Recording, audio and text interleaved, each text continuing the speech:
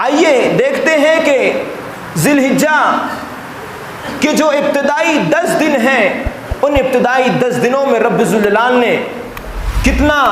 ہم لوگوں کے لیے ثواب رکھا ہے اور کتنی فضیلت ہے ان 10 دنوں کی۔ اللہ رب العالمین سورہ فجر کے اندر ارشاد فرماتا ہے، والفجر، قسم فجر کی، ولیال عشر، اور 10 راتوں کی، والشفع والوتر، جفت کی اور طاق کی، ولیال نصر، والشفع والوتر، واللیل اذا یسر، اور رات کی جب وہ چلے جائے۔ ان آیتوں میں رب ذوالجلال نے قسم کھائی، ارشاد فرمایا والفجر، قسم فجر کی، ولیال عشر، اور 10 راتوں کی۔ مفسرین ان 10 راتوں کے تعلق سے رکھتے ہیں کہ یہ 10 راتیں ذی الحجہ کی ابتدائی 10 دن کی راتیں اور دن ہیں۔ تو معلوم ہوا، ذرا غور کیجئے، رب ذوالجلال جو ساری کائنات کا مالک،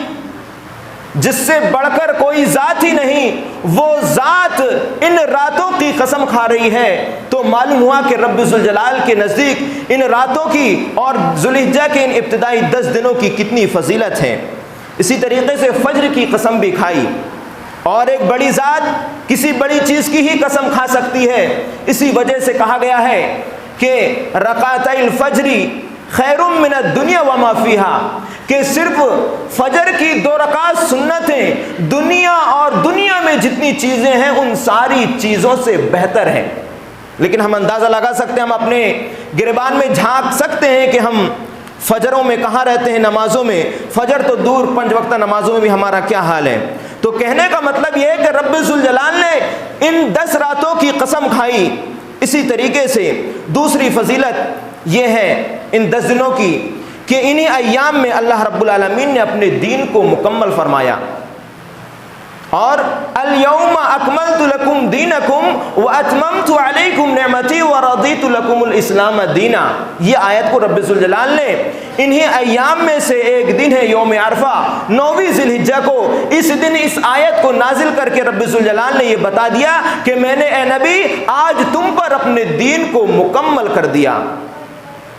یہ ابتدائی 10 دنوں کی فضیلت میں دوسری فضیلت ہے کہ رب ذوالجلال نے انہی 10 دنوں کی ایک تاریخ جسے ہم یوم عرفہ کے نام سے جانتے ہیں، اس دن رب ذوالجلال نے اپنے نبی پر یہ دین کو مکمل کر دیا۔ فرمایا الیوم اکملت لکم دینکم، آج میں نے تم پر، یوم اکملت لکم دینکم، آج میں نے تم پر دین کو مکمل کر دیا، رضیت لکم الاسلام دینا، اور تم سے دین ہونے کے تعلق سے میں راضی ہو گیا۔ آگے اللہ رب العالمین اسی طریقے سے ان ابتدائی 10 دنوں کی فضیلت یہ بھی ہے کہ دنیا کے جتنے دن ہیں ان سارے دنوں میں سب سے افضل دن اسی ذی الحجہ کے ابتدائی 10 دن ہیں۔ اللہ کے نبی جناب محمد رسول اللہ صلی اللہ علیہ وسلم ارشاد فرماتے ہیں کہ افضل ایام الدنیا ایام العشر، یعنی عشر ذی الحجہ، قیل ولا مثلہن فی سبیل اللہ، قال ولا مثلہن فی سبیل اللہ الا رجل افر وجہہ فی التراب، رواہ بزار، اور علامہ البانی نے اس حدیث کو صحیح کہا ہے۔ تیسری فضیلت یہ بیان کی اللہ کے نبی جناب محمد رسول اللہ صلی اللہ علیہ وسلم نے کہ دنیا کے جتنے دن ہیں ان دنوں میں سب سے افضل دن اگر ہیں تو وہ ذی الحجہ کے یہ ابتدائی 10 دن ہیں۔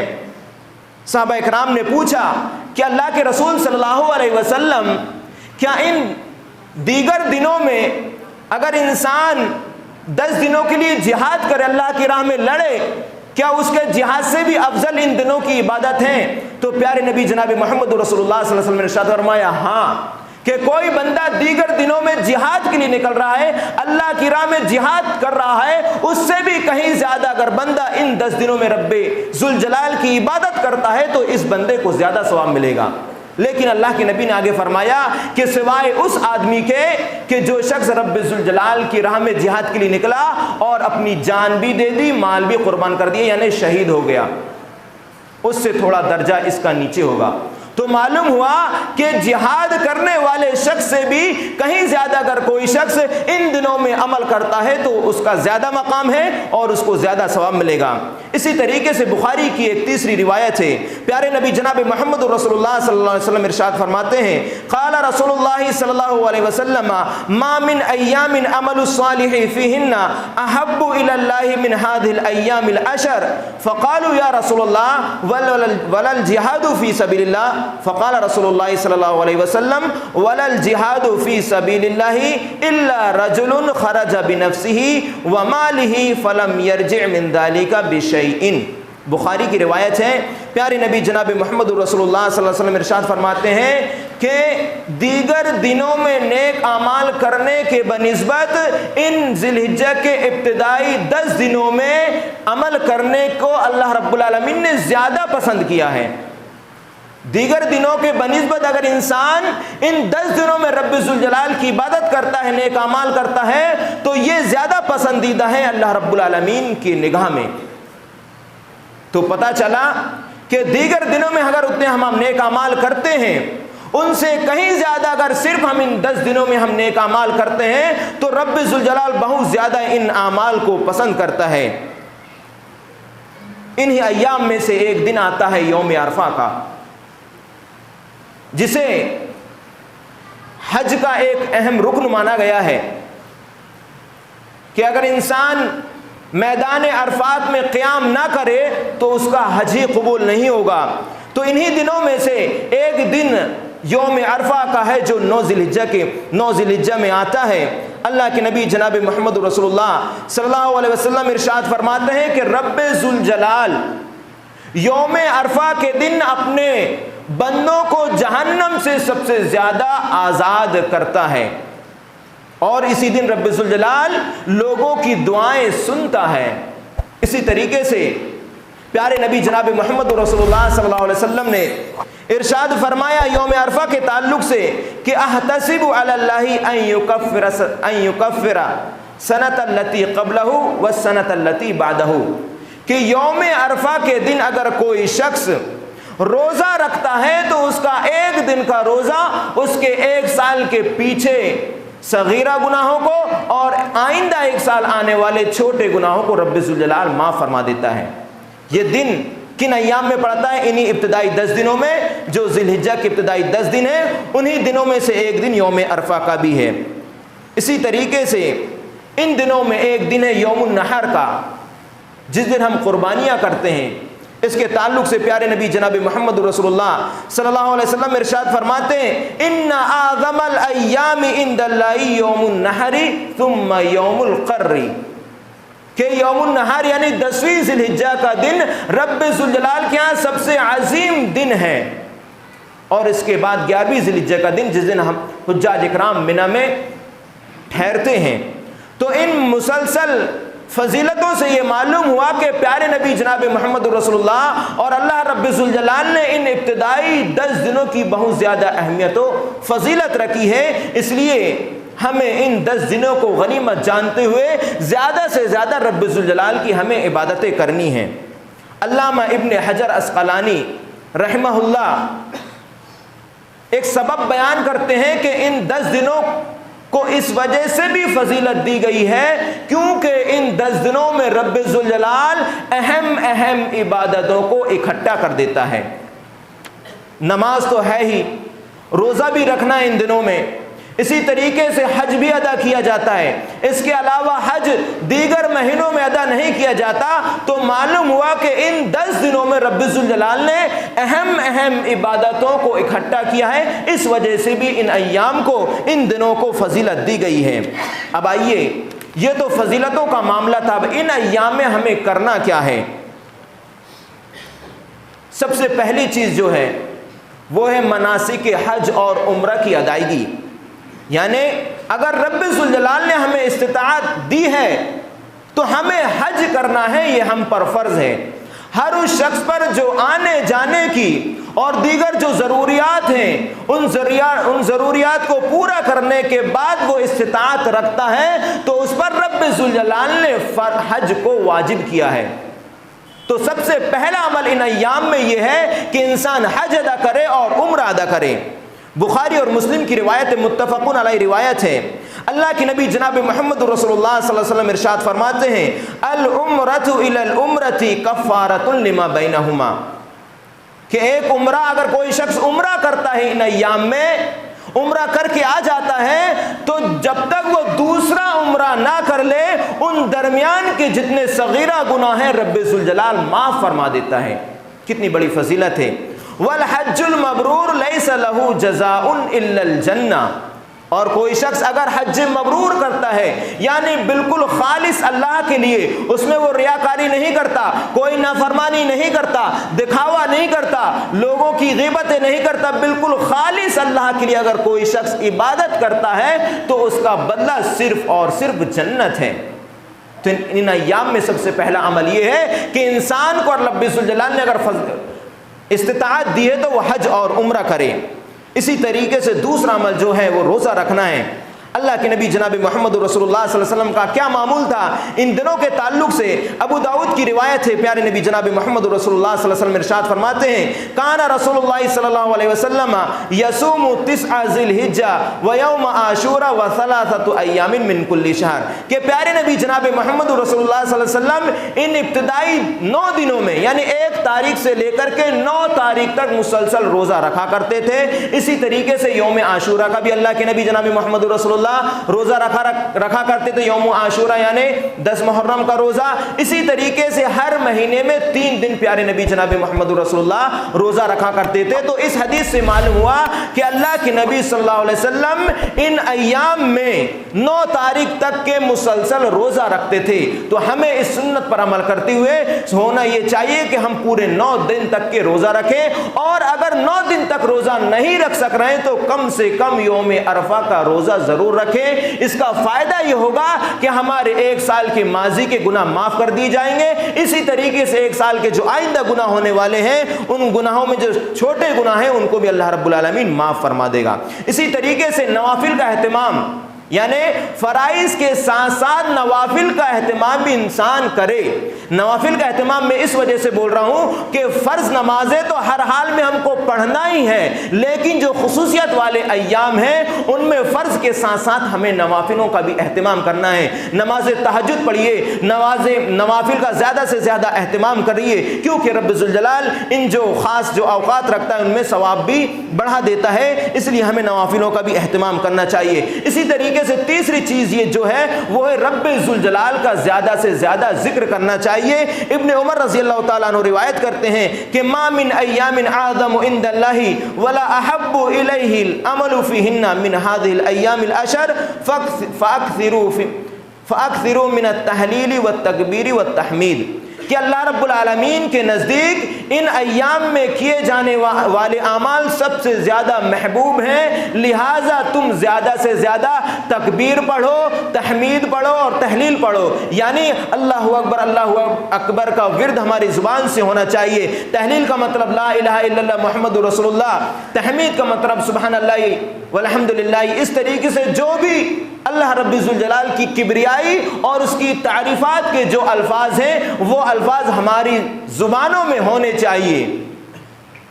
اس کا طریقہ یہ ہے کہ جب 1 ذوالحجہ یعنی ذوالحجہ کی پہلی تاریخ ہو، اس پہلی تاریخ سے لے کر کے ہمیں تکبیر پڑھنا شروع کر دینا چاہیے۔ اللہ اکبر لا الہ الا اللہ واللہ اکبر وللہ الحمد، یہ تکبیرات کا ورد ہمیں چاند دکھنے سے لے کر کے ایام تشریق کی جو 13ویں تاریخ ہے، 13ویں تاریخ کی مغرب تک کے ہمیں ان تکبیرات کو زیادہ سے زیادہ پڑھنا ہے۔ چلتے پھرتے ابن عمر رضی اللہ تعالیٰ عنہ اور ابو ہریرہ رضی اللہ تعالیٰ عنہ کا یہ معمول ہوا کرتا تھا کہ جب ذی الحجہ کا چاند نظر آ جاتا تو وہ بازار کی طرف نکل جاتے اور زور زور سے تکبیرات پڑھتے تاکہ دیگر جو بھائی ہیں وہ سن کر کے ہمارے پیچھے وہ بھی پڑھ لیں۔ تو ہونا چاہیے کہ ہم بھی جب ذی الحجہ کا چاند نظر آ جائے، جیسا کہ آج پہلی تاریخ ہے، ہم چلتے پھرتے نمازوں کے بعد کسی بھی وقت جب بھی ہم کو ٹائم مل رہا ہے ہم ان دعاؤں کا اہتمام کریں۔ اسی طریقے سے 4تھی چیز جو ہے وہ ہے قربانی کرنا۔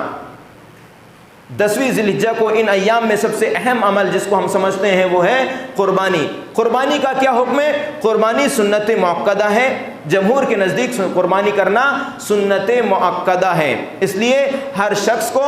قربانی کرنی چاہیے جس کے اندر استطاعت ہو۔ پیارے نبی جناب محمد رسول اللہ صلی اللہ علیہ وسلم ارشاد فرماتے ہیں کہ جو شخص استطاعت رکھنے کے باوجود بھی اگر قربانی نہیں کرتا ہے تو وہ ہماری عیدگاہ کے قریب بھی نہ آئے۔ تو سب سے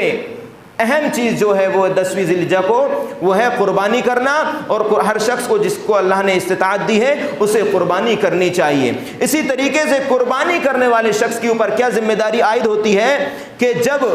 ذی الحجہ کا چاند نظر آ جائے اور جو شخص قربانی کرنے کا ارادہ رکھتا ہے تو اسے اپنے بال، ناخن اور جو چمڑے ہیں ضروریاتی یعنی فضلاتی چمڑے ان کو نہیں کاٹنا ہے۔ ناخنوں کے بازو میں جو چمڑے نکل جاتے ہیں، اس طریقے نے کوئی بھی چیز جسم سے نہیں نکالنی ہے۔ کب؟ جب ذی الحجہ کا چاند نظر آ جائے۔ اللہ کے نبی جناب محمد رسول اللہ صلی اللہ علیہ وسلم ارشاد فرماتے ہیں اذا رأيتم ہلال ذی الحجہ واراد احدکم ان یضحی فلیمسک عن شعرہ وظفارہ، کہ اللہ کے نبی جناب محمد رسول اللہ صلی اللہ علیہ وسلم نے ارشاد فرمایا کہ جب تم میں کا کوئی ارادہ کرے قربانی کرنے کا اور وہ ذی الحجہ کا چاند دیکھ لے تو چاہیے کہ وہ شخص ناخن کاٹنے سے اور بالوں کو تراشنے سے رک جائے۔ تو معلوم ہوا اس حدیث سے کہ جب ذی الحجہ کا چاند نظر آ جائے اور جو شخص قربانی کرنے کا ارادہ رکھتا ہے تو ان ضروریاتی جو بعد میں ضروریات ہو جاتی ہیں کاٹنا جن کا ضروری ہوتا ہے ان چیزوں کو ان 10 دنوں میں نہیں کاٹنا ہے۔ اسی طریقے سے تیسری چیز میں چلتے چلتے بتاتے چلوں کہ قربانی کے لیے جن جانوروں کا ہم انتخاب کریں ان میں کیا صفت ہونی چاہیے اور وہ کن جانوروں میں سے ہم قربانی کر سکتے ہیں، اس تعلق سے اللہ کے نبی اللہ رب العالمین ارشاد فرماتا ہے وَلِكُلِّ أُمَّةٍ جَعَلْنَا مَنْسَكًا لِيَذْكُرُوا اسْمَ اللَّهِ عَلَى مَا رَزَقَهُمْ مِنْ بَهِيمَةِ الْأَنْعَامِ،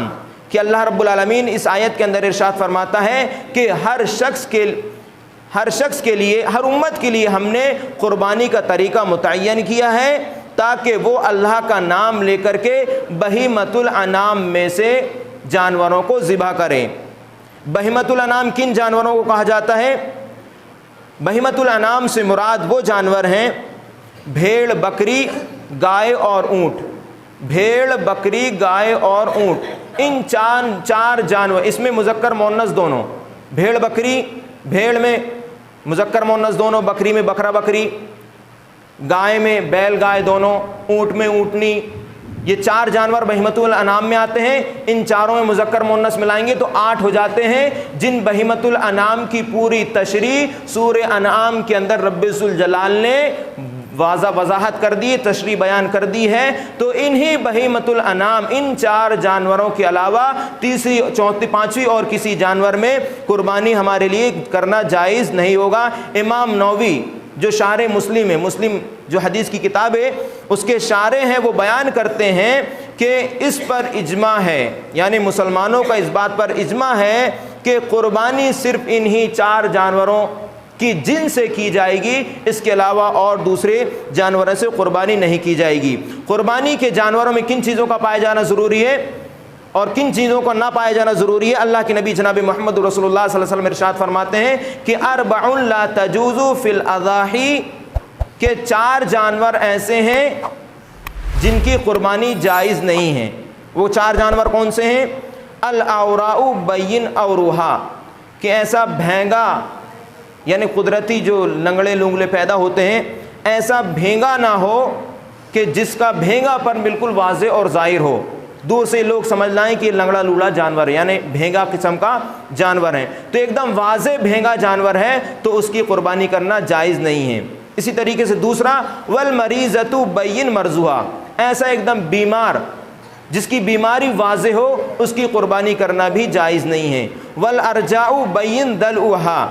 ایسا لنگڑا جانور جس کا لنگڑا پن بالکل ظاہر ہو اس کی بھی قربانی کرنا جائز نہیں ہے۔ اسی طریقے سے چوتھا جانور ہے والکثیر التی لا تنقی،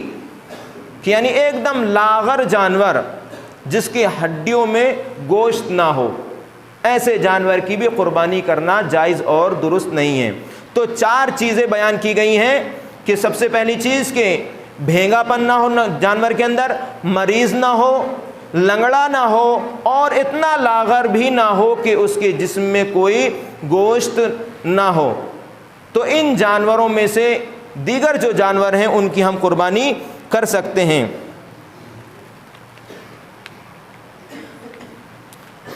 وقت زیادہ ہو گیا، انشاءاللہ